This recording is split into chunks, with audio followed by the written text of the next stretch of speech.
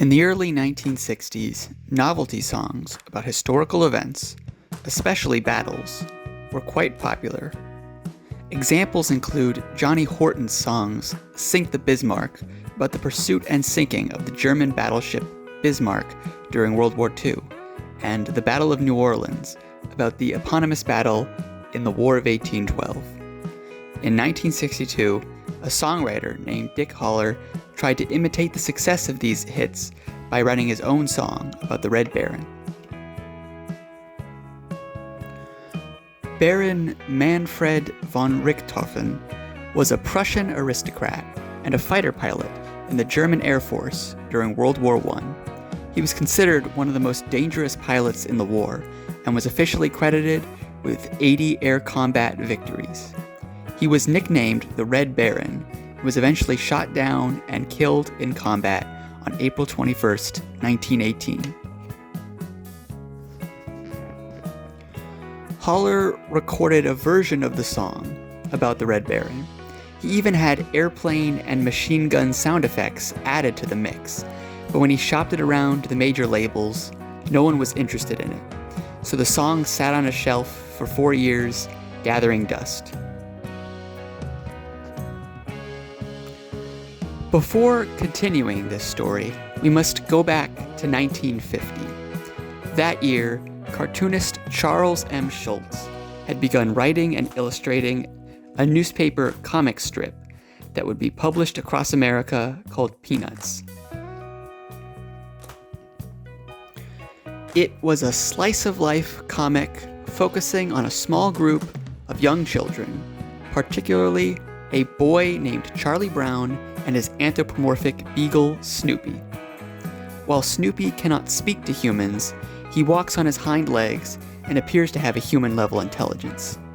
Snoopy often imagines himself as a variety of alternate personas that he uses to escape his mundane life.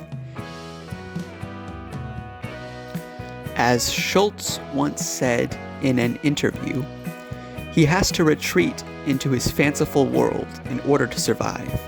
Otherwise, he leads kind of a dull, miserable life. I don't envy dogs the lives they have to live. Snoopy's most popular persona is a World War I flying ace who flies a Sopwith camel and regularly battles the Red Baron. This persona first appeared on October 10th, 1965, and quickly became popular with readers across America. Record producer Phil Gernhard noticed the popularity of Snoopy's battles with the Red Baron and remembered Holler's song languishing in development hell. He rewrote the song, adding 2 new verses. These verses added the character of Snoopy to the song. He gave the rewritten song to the Florida-based pop band The Royal Guardsmen. They recorded the new version of the song and released it with the title Snoopy vs. the Red Baron on December 10th, 1966.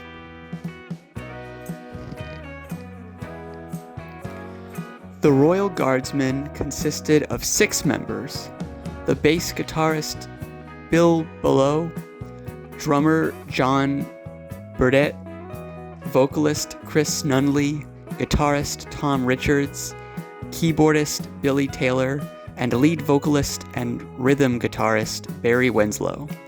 The band was very young. While Below and Nunley were in college at the time of the recording of Snoopy vs. the Red Baron, the rest of the band was still in high school. While they were American, they were heavily influenced by popular British bands at the time, like the Beatles.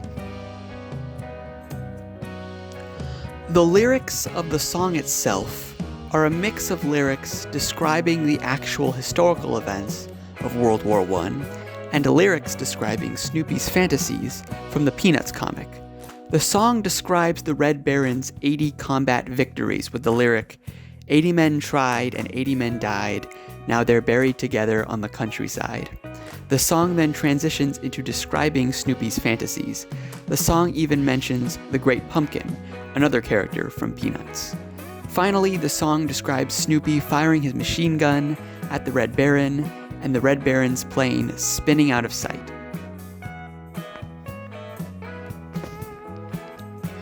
Over the next few weeks, the song quickly rose in popularity.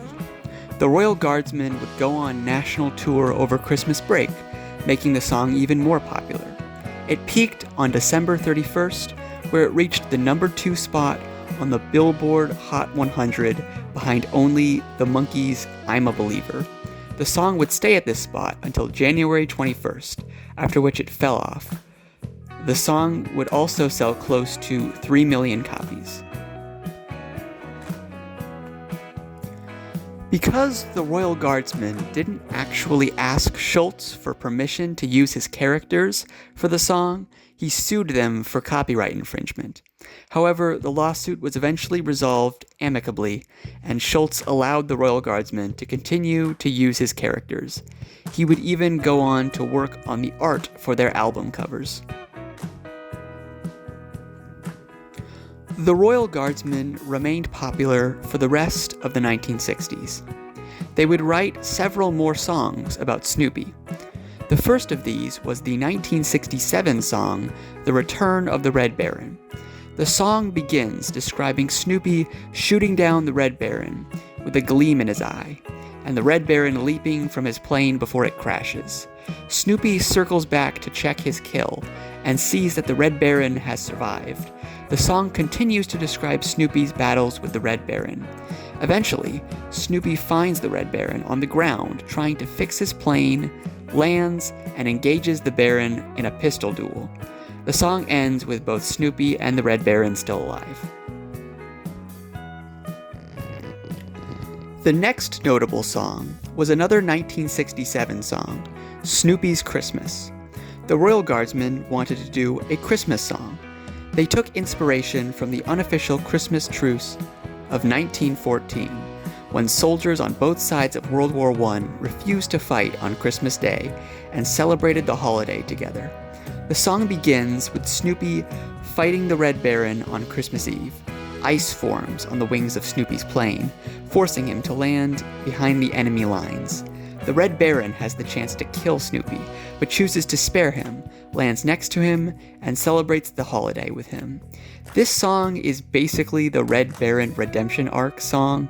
It's also my personal favorite of the Snoopy songs, because it's the one I first heard as a kid. This song is still sometimes played on radio stations around Christmas to this day, which is how I first heard it.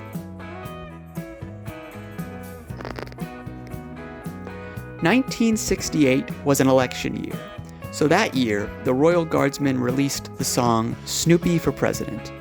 In the song, the Great Pumpkin tells Snoopy that, quote, "Love has left the people across our native land," end quote. So Snoopy joins the 1968 presidential election as an independent to bring love to the people of America. The song describes Snoopy's presidential campaign and the subsequent election.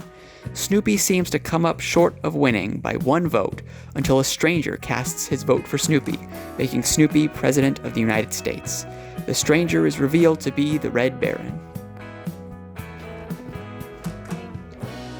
At this point, some members of the Royal Guardsmen were growing unsatisfied with their position. They wanted to be seen as a serious rock band, and began to feel that they had been typecast as the Snoopy Band. These tensions led to the original band splitting up in 1970, although some members of the band would continue to play music with new band members replacing those that had left. The original band would reunite in 1976 for a second run that lasted 3 years, until they disbanded again in 1979. Unfortunately, in August of that year, guitarist Tom Richards died of a brain tumor at the age of 30. The other members of the band separated and began careers in various business fields. The Royal Guardsmen would eventually reunite for their 50th high school reunion in 2004. On October 2nd of that year, they played together for the first time in 35 years. Guitarist Pat Waddle replaced the late Tom Richards. They decided to write one more Snoopy song.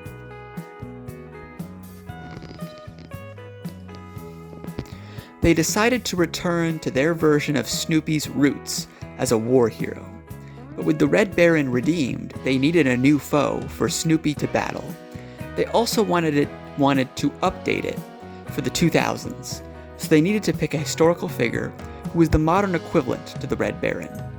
They eventually decided on Osama bin Laden. In December 2006, they released the song Snoopy vs. Osama. This song is unique in that it mentions Charlie Brown, which the previous songs hadn't. The song describes Charlie Brown driving a Bradley fighting vehicle, while Snoopy, quote, makes her sing, unquote. They are driving the tank down a pathway when a bomb blows up, damaging the tank and injuring Charlie Brown. Snoopy reassures Charlie that he'll survive. Then, Snoopy sees bin Laden ahead of them. Snoopy smiles, pulls out his gun, and kills bin Laden. And so ends the Ballad of Snoopy the Flying Ace.